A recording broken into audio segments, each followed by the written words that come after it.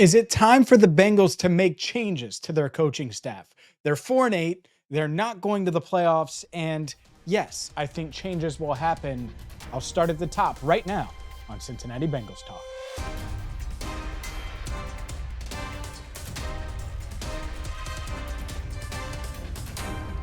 Hi again, everyone, and welcome in to CBT. I'm James Rapien of BengalsTalk.com. Hit that subscribe button, ring the bell, and join and we're inching really close to 50,000 subscribers here on YouTube. Please, please, please join our community. I get it. The Bengals season hasn't gone like anyone thought, like anyone expected, but we're going to be here for you all season long and in the off season, whether it's the combine, whether it's free agency, whether it's the draft.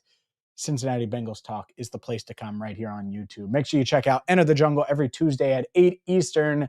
Got a big show for you this week. And without further ado, let's get into the future of this coaching staff, because there's a lot of people calling for Lou Anarumo's job. There are a lot of people that are frustrated with Frank Pollock and want him fired. And I talked about this some on Locked on Bengals. I personally start above that. And the front office is a different topic. Plenty of time to discuss that for sure. But when it comes to the coaches, I start with Zac Taylor. And I think the front office should start with the head coach. Shouldn't go to, oh, it's Lou's fault, or, oh, this element of the offense is Frank's fault, or no. And by the way, those guys deserve blame too. No doubt about it. There are a bunch of guys on defense that deserve blame, including the coaches. And certainly there are things that you can look at on the offense and say, all right, well, this needs to be better. But that's why I start with Zac. He's the head coach. That's where you got to start. You start with Zac Taylor and you go from there. And I think a lot of people have focused on Lou and honed in on him, or have focused on this part or this guy or this player. That starts with Zac. Zac knows it. That's not anything that would shock him that I'm saying. And so I look at it, and if I'm the Bengals front office, I have to ask myself one important question. Is Zac Taylor an elite head coach? Is he a top 5 head coach in the NFL? Is he a top 10 coach in the NFL? If the answer is no, if you're not a top 10 coach, and you look at the division, and we'll break it down even closer here, is he the best head coach in the AFC North? I would say no. Is he the second best? I would say no. Is he third? Well, it's either him or Kevin Stefanski, and Kevin Stefanski's a 2-time coach of the year. Like, it's really tough for me to make that argument. So when you say it out loud and you say, all right, he's not a top 10 head coach, he might be the 4th best coach in your division. Is that worth retooling around? So I start there, and you got to answer those questions. Maybe their answer is different than what I just said. Maybe they think he is a top 10 NFL head coach. Okay.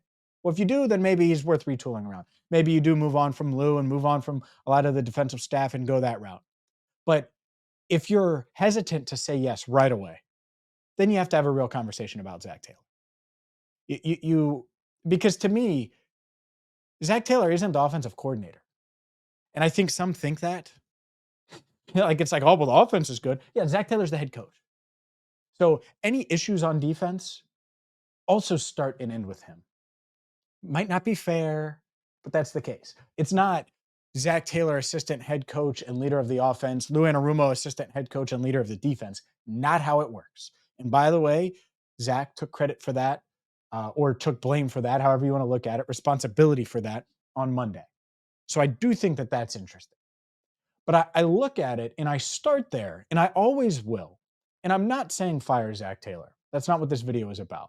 But I do think that that's where the conversation should start. Not, oh, I can't believe Lou isn't fired on Monday. Like, I got that. Right? And people in my life text me that and message me that. And I'm just not there. Because before you get to Lou, you have to start with Zac. And before you get there, by the way, you have to look at the front office and look inwardly. But regardless, this coaching staff certainly helped the front office add these players, add these free agents, add these draft picks, and it has not been enough around Joe Burrow and Jamar Chase. I have more thoughts on Zac Taylor. We'll get to those coming up next. SportsDataGuru.com. Today's video is brought to you by Data Guru. You got to get there right now. You go to sportsdataguru.com, sign up, you enter your email in, and you can try it free for 30 days. They have a perfect money back guarantee. Use promo code Bengals Talk. You're going to get $3 off. And here's the beauty of it. And by the way, it's $6 a month. So you get $3 off. Boom. Worth a try. And they have a money back guarantee.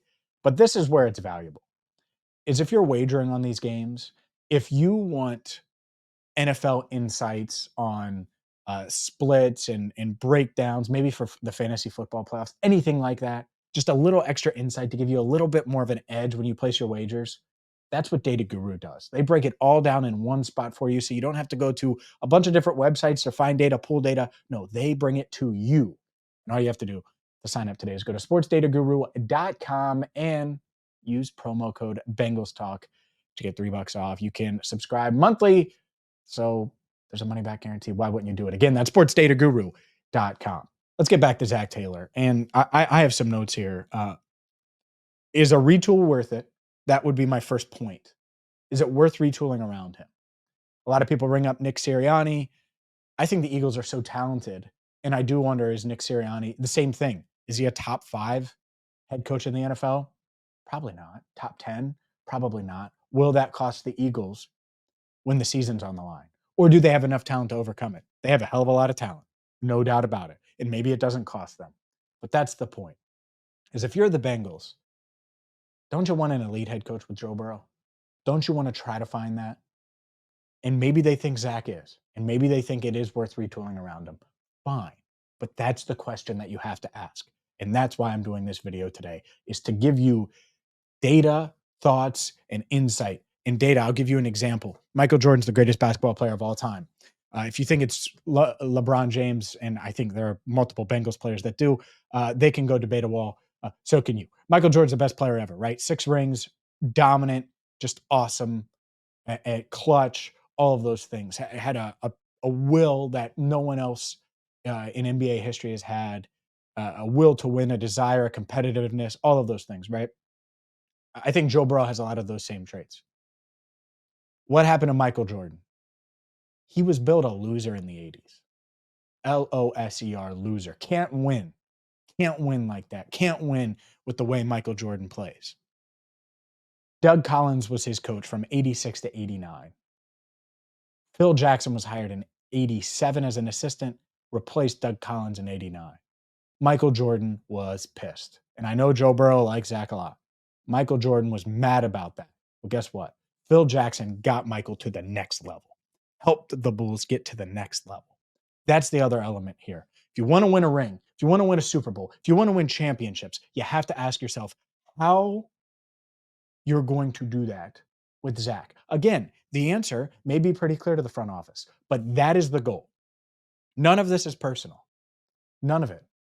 And it's all about, all right, how do you get a ring? How do you win? How do you win championships? And before I call for Lou's head or Frank's head, I start with the head coach. Is this the guy? And then you go from there. And in the Bulls case, they said, yeah, we're good. We're really good. We need a new voice. And when you see the stat, and a lot of people have discussed it, no quarterback head coach combo has won a Super Bowl after their first 5 years. The Bengals won't do it this year. That's Joe Burrow's 5th year with Zac Taylor. That's never happened. And while the Bengals could be the first, you're asking them to be a major exception. Maybe a voice is needed. A change in direction is needed. There are also some big name head coaching candidates out there. It's going to be interesting.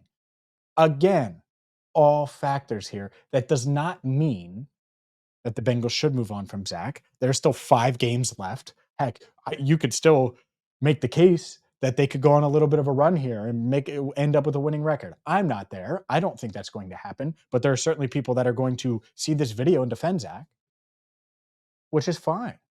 I get that. But these are the questions. This is the conversation that you need to be having. I wonder if the retool is worth it.